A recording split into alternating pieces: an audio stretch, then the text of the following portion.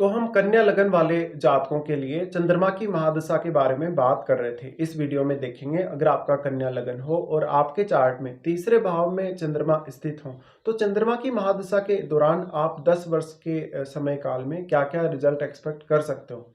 चंद्रमा आपके यहाँ वृश्चिक राशि में स्थित होंगे तो चंद्रमा यहाँ नीच की स्थिति में होंगे और आपके चार्ट में वो 11वें भाव के स्वामी बनते हैं।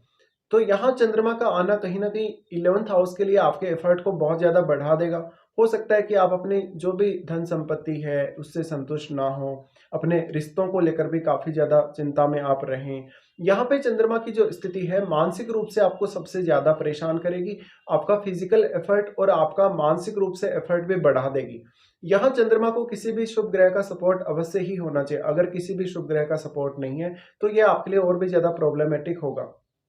चंद्रमा यहाँ स्थित है तो अब आपको मंगल को देखना पड़ेगा, क्या वास्तव में आपके चार्ट में मंगल मजबूत स्थिति में है या नहीं है। इसके साथ साथ चंद्रमा पर किसी भी अन्य ग्रह का प्रभाव है तो वो आपको अवश्य देखना चाहिए। अगर इस केस में राहु या केतु जैसे ग्रह का चंद्रमा पर प्रभाव पड़ जाता है तो आपका 11वें भाव से संबंधित जो भी रिजल्ट आपको इस जीवन काल में मिलेगा उस पर बहुत ही नेगेटिव असर पड़ेगा। चंद्रमा यहाँ होकर कुछ हद तक आपको क्रिएटिविटी में फायदा दे सकते हैं, इमेजिनेशन से रिलेटेड फायदे दे सकते हैं।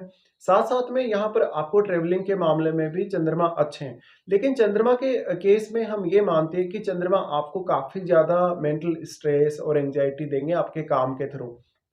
तो यहाँ पे आपको जो छोटे से छोटा काम है वो भी काफ़ी ज़्यादा कठिन लगने लगेगा और कठिन होने की वजह से आप मेंटली या तो किसी काम के लिए प्रिपेयर ही नहीं हो पाएँगे खुद से, या फिर आप काम करेंगे तो जल्दी आपको थकान महसूस होगी और काफ़ी ज़्यादा बोरिंग महसूस करेंगे।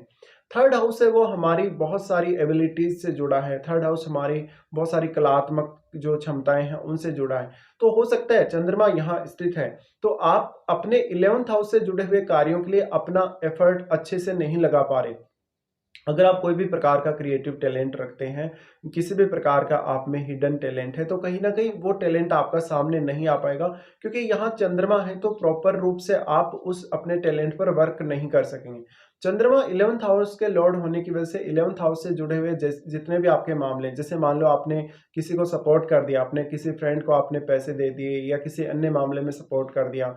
अगर बाद में आप दोबारा से उनसे सपोर्ट माँगने जाएँगे तो हो सकता है कि उस वे में आपको सपोर्ट देखने को ना मिले। चंद्रमा की यहाँ स्थिति की वजह से अक्सर आप अगर कोई भी बिज़नेस करेंगे तो आपको बिज़नेस में जो अपनी रणनीति है उसको बहुत ही ज़्यादा प्रॉपर रखना पड़ेगा। बिज़नेस करेंगे तो ज़्यादा एफ़र्ट करना पड़ेगा और मानसिक रूप से ये जो क्षमता है आपकी, मानसिक जो एबिलिटी है उस पर सबसे ज़्यादा असर पड़ेगा। अगर मंगल आपके चार्ट में मजबूत स्थिति में है, मंगल का संबंध अगर 11th हाउस या लगन से है, तो भी आपके लिए थोड़ा डिफ़िकल्ट होने वाला है कहीं न कहीं। क्योंकि अगर मंगल का संबंध आपके लगन से बनेगा और दूसरी तरफ अगर आपका चंद्रमा नीच की स्थिति में है, तो इस दशा के दौरान आपको काफ़ी ज़्यादा फ्रस्ट्रेशन होगी, बहुत ज़्यादा एंग्ज़ायटी होगी और आप में काफ़ी ज़्यादा धैर्य की भी कमी होगी। इसके साथ-साथ आपके 11वें भाव में कोई भी अन्य ग्रह स्थित है या नहीं है, आपको उस पर भी विचार करना चाहिए। और यहाँ चंद्रमा स्थित होकर आपके 9th हाउस पर दृष्टि डालेंगे। 9th हाउस पर चंद्रमा दृष्टि डालेंगे, कुछ हद तक अगर चंद्रमा को किसी शुभ ग्रह का सपोर्ट हो, तो 9th हाउस से जुड़े कार्यों में चंद्रमा आपको फिर भी ज़्यादा सहयोग कर सकते हैं। तो इससे आपकी एजुकेशन पर कहीं न कहीं जो हायर एजुकेशन है, उस पर अच्छा असर पड़ सकता है। पर चंद्रमा यहाँ नीच की स्थिति में है, तो कितने ज़्यादा यहाँ वो बली हैं नीच की स्थिति में, कितना ज़्यादा वो आपके ऊपर नेगेटिव इम्पैक्ट डाल सकते हैं, ये आपको देखना है। चंद्रमा नीच की स्थिति में होने से इनकी दशा आपके लिए भावनात्मक रूप से उतनी अच्छी नहीं रहेगी। आप लगभग अपने हर रिश्ते में कॉम्प्रोमाइज़ करने को ही देखेंगे, भले ही सामने वाले ने आपका नुकसान ही कर दिया हो।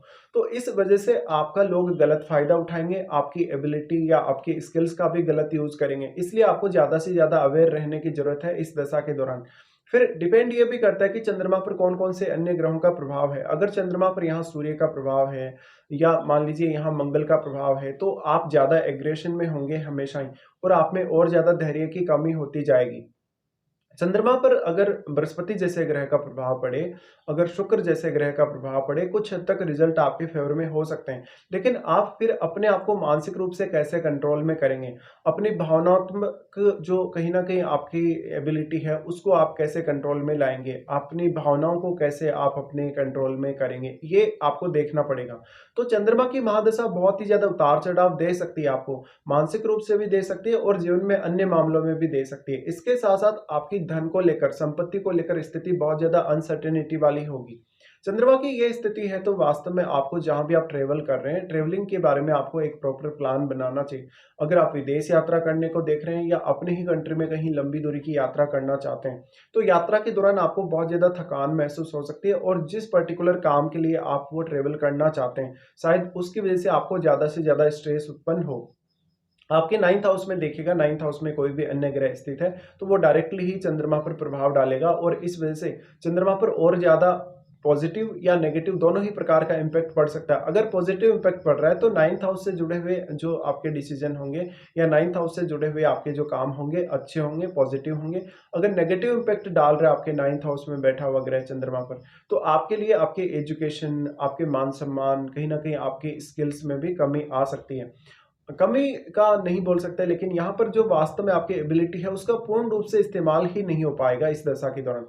फिर सबसे बड़ा ये पॉइंट आता है कि यहाँ चंद्रमा पर कौन-कौन से ग्रहों की दृष्टि पड़ रही है। जिन-जिन ग्रहों की दृष्टि पड़ रही है, उनमें से कौन-कौन से शुभ ग्रह हैं, वो कितना अच्छा यहाँ इफ़ेक्ट डाल रहे हैं। और जो ग्रह यहाँ दृष्टि डाल रहे हैं, वो वास्तव में आपके चार्ट में अच्छी स्थिति में हैं या नहीं हैं, वो कितने ज़्यादा बली हैं, उनका भी यहाँ प्रभाव पड़ेगा।